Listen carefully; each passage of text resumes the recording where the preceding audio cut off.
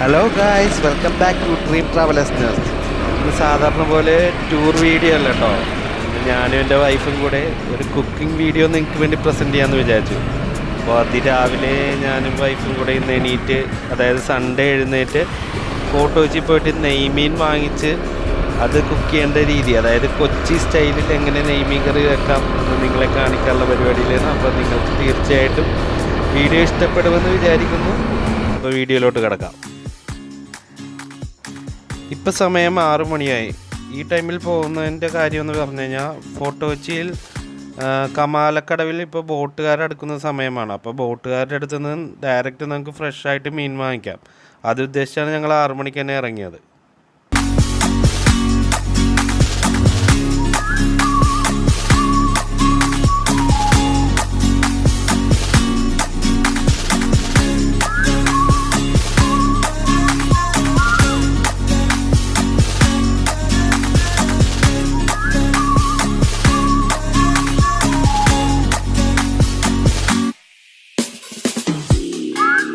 Fort Kochi market. പക്ഷേ ഇന്ന് ന്യൂനമർദ്ദവും കാര്യങ്ങളൊക്കെ കാരണം ബോട്ടുകാരിന്ന് അധികം വന്നിട്ടില്ല. അപ്പോൾ അത് കാരണം വലിയ മീനൊന്നുമില്ല. ഈ ചാളയില പോലത്തെ മീനൊക്കെ ഉള്ളൂ. അപ്പോൾ നമുക്ക് വേറെ സ്ഥലത്തോട്ട് പോവാം. ഇവിടെ നിന്ന് മീനൊന്നും കിട്ടാത്ത കാരണം വൈപ്പിൽ കാളമുക്ക് എന്ന് പറഞ്ഞൊരു സ്ഥലമുണ്ട്. അവിടെ ഇതേപോലെ ബോട്ടുകാർ രാവിലെ തന്നെ എടുക്കുന്ന സ്ഥലമാണ്. അപ്പോൾ നമുക്ക് ജങ്കാർ കയറി, അതായത് ജങ്കാറല്ല റോറോ കയറി നമുക്ക് നേരെ വൈപ്പിലോട്ട് പോവാം.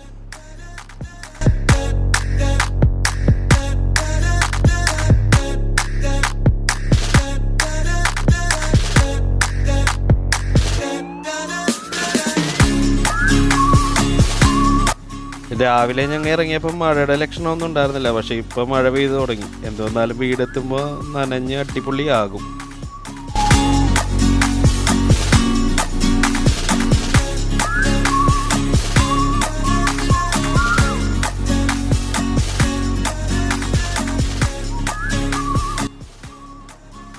ഈ കടയിൽ നിന്ന് നമുക്ക് നെയ്മീൻ കിട്ടി.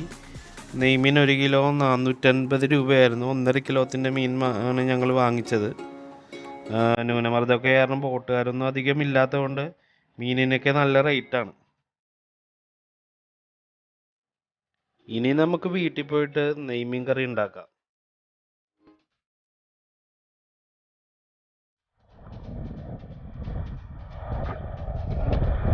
ഇവിടെ നല്ല അടിപൊളി കാറ്റും മഴയാണ്, ഒരു രക്ഷയില്ല.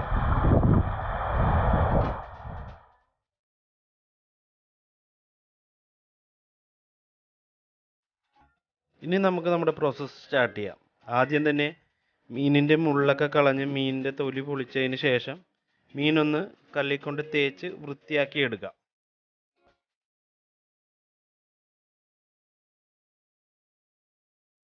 നമ്മുടെ മീൻ ഇവിടെ റെഡി ആയിട്ടുണ്ട്.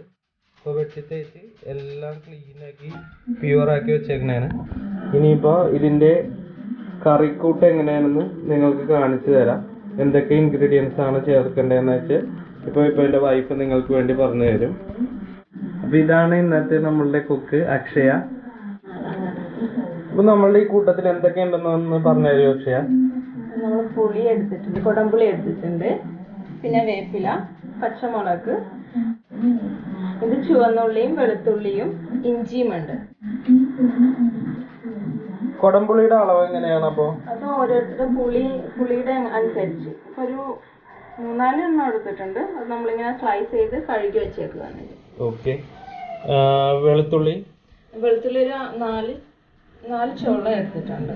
പിന്നെ ഒരു 15 ചുവന്നുള്ളി എടുത്തിട്ടുണ്ട്, കുറച്ച് ഇഞ്ചിയും, പിന്നെ ഒരു 6 പച്ചമുളക്.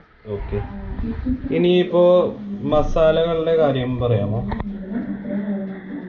ഇത് 3 സ്പൂണുണ്ട് നമ്മുടെ മുളക് പൊടി, പിന്നെ കാശ്മീരി ചില്ലി പൗഡർ എടുത്തിട്ടുണ്ട്. അത് കളറിന് വേണ്ടിയിട്ടാണ് നമ്മൾ ആഡ് ചെയ്യുന്നത്. അത് മാത്രം തന്നെ എടുത്തിട്ടുണ്ട്. പിന്നെ മല്ലിപ്പൊടി അത് കുറച്ചിട്ടാൽ മതി, ഓരോരുത്തരുടെ ടേസ്റ്റ് അനുസരിച്ച്. അതുകൊണ്ട് ഒരു 1.5 സ്പൂൺ എടുത്തിട്ടുള്ളൂ. പിന്നെ ഒരു 1 സ്പൂൺ ഉണ്ട് മഞ്ഞൾപ്പൊടി, പിന്നെ 2 പിഞ്ച് കടുകും 2 പിഞ്ച് ഉലുവ. പിന്നെ പാല് പിഴിഞ്ഞാണ് നമ്മൾ കറി വെക്കുന്നത്. അതിന് വേണ്ടിയിട്ട് തേങ്ങ ചെറുതായതുകൊണ്ട് ഒരു തേങ്ങ എടുത്തിട്ടുണ്ട്. അപ്പം അതിന് നമുക്ക് പിഴിഞ്ഞ് പാലെടുക്കാം.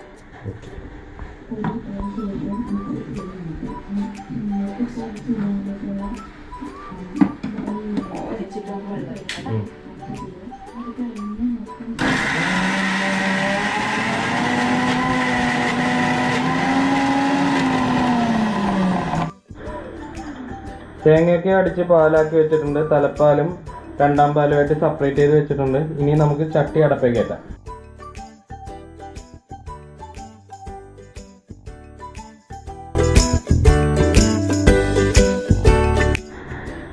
അങ്ങനെ നമ്മുടെ ചട്ടി ചൂടായി വന്നിട്ടുണ്ട്. ഇനി എങ്ങനെയാണ് അക്ഷയ നമ്മളെ കുക്കിംഗ് രീതി? നമുക്ക് ആദ്യം വെളിച്ചെണ്ണ ഒഴിച്ചു കൊടുക്കാം. എണ്ണ നന്നായി തിളച്ച് വന്നിട്ടുണ്ട്. ഇനി എന്താണ്? തീ കുറച്ച് വെച്ചാൽ നമുക്ക് ആദ്യം ഉലുവ പൊട്ടിക്കാം. ഓക്കെ. അതിന് ശേഷം കടുക് കൂടി ഒന്ന് ആഡ് ചെയ്ത്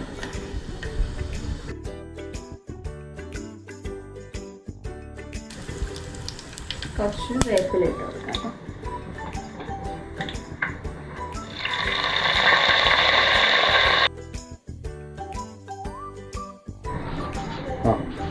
ഇനി നമുക്ക് എടുത്ത് വെച്ചേക്കുന്ന ഉള്ളി ചതച്ചതൊക്കെ ഇഞ്ചി വെളുത്തുള്ളി ചതച്ചത് ആഡ് ചെയ്ത് കൊടുക്കാം.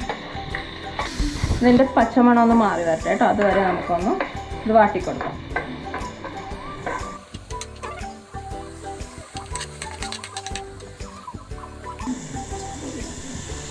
ഇതിന് ആ പച്ചമുളക് കൂടി ആഡ് ചെയ്തു.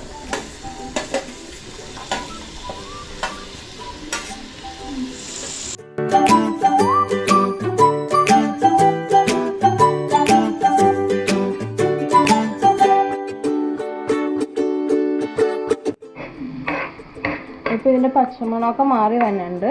ഇനി നമുക്ക് പൊടികളൊക്കെ ആഡ് ചെയ്ത് കൊടുക്കാം. ആദ്യം നമുക്ക് എടുത്ത് വെച്ചിരിക്കുന്ന മല്ലിപ്പൊടി ഇടാം.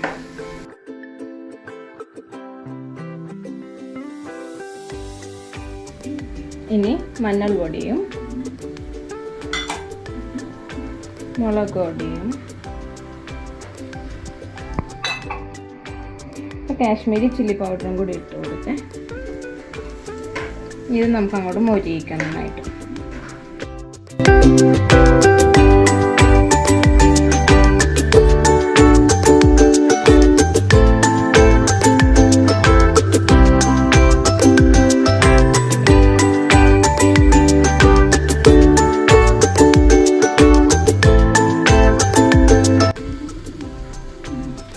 മസാല മൊരിഞ്ഞ് വന്നിട്ടുണ്ട്.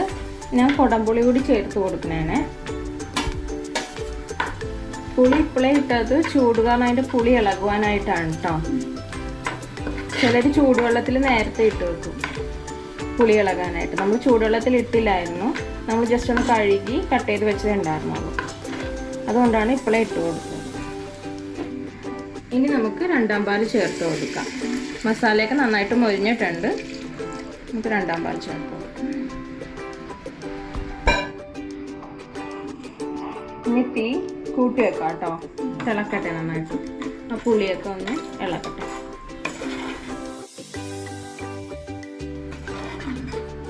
ഈ സമയത്ത് കുറച്ച് ഉപ്പ് കൂടി നമുക്ക് ആഡ് ചെയ്ത് കൊടുക്കാം.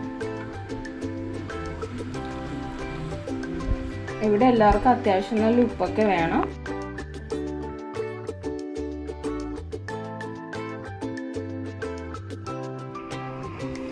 അപ്പോൾ തീ നമ്മൾ കൂട്ടി വെച്ചിട്ടുണ്ട്. നന്നായിട്ട് തിളച്ച് പുളിയൊക്കെ ഒന്ന് ഇളകട്ടെ. നമുക്ക് അതുവരെ ഒന്ന് മൂടി വെക്കാം.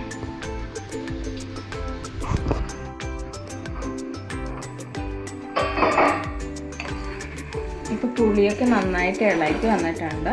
ഇനി നമുക്ക് കഴുകി വൃത്തിയാക്കി വെച്ചേക്കുന്ന മീനിട്ട് കൊടുക്കാം.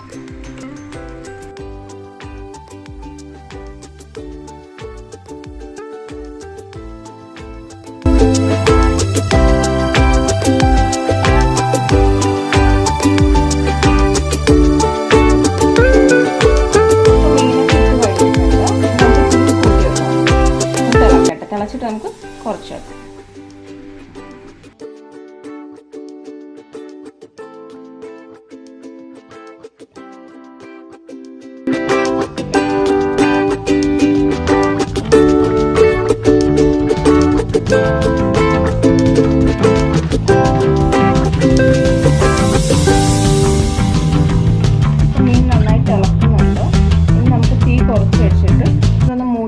വേവിക്കാം. നമ്മുടെ മീൻ ഇവിടെ ഏകദേശമൊക്കെ ആയിട്ടുണ്ട്. തുറന്ന് നോക്കാം.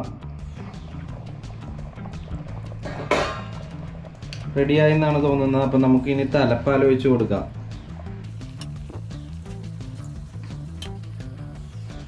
ഇനി കുറച്ച് വേപ്പില കൂടി നമുക്ക് ഇട്ട് കൊടുക്കാം.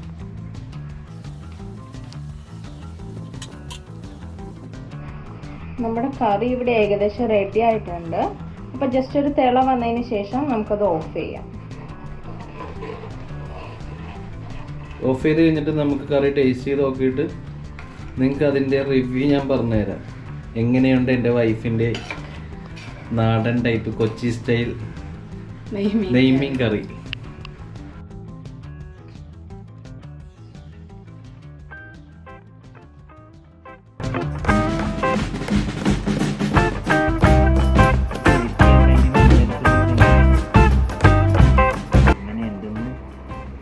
രുചിച്ച് നോക്കിക്കഴിഞ്ഞിട്ട് നിങ്ങളുടെ അടുത്ത് പറയാം. ഇത് നമുക്ക് ചെറുതായിട്ടൊന്ന് കിള്ളിയിട്ട് ചാറിലൊന്ന് മുക്കി നോക്കാം.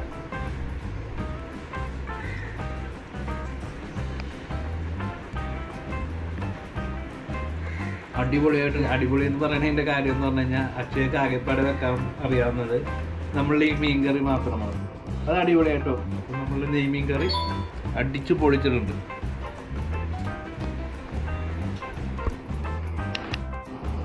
അപ്പോൾ കുടംപുളി ഇട്ട് വെച്ച ഞങ്ങളുടെ നെയ്മീൻ കറിയുടെ വിശേഷങ്ങൾ ഇവിടെ തീരുകയാണ്. അടുത്ത ആഴ്ച ഇനിയൊരു ട്രിപ്പ് വീഡിയോ ആയിട്ട് ഞാൻ വരുള്ളൂ. അപ്പോൾ അടുത്ത ട്രിപ്പ് വീഡിയോ ആയിട്ട് നിങ്ങളിലോട്ട് ഞാനിതൊന്നാലും തിരിച്ചെത്തുന്നതായിരിക്കും. Okay guys.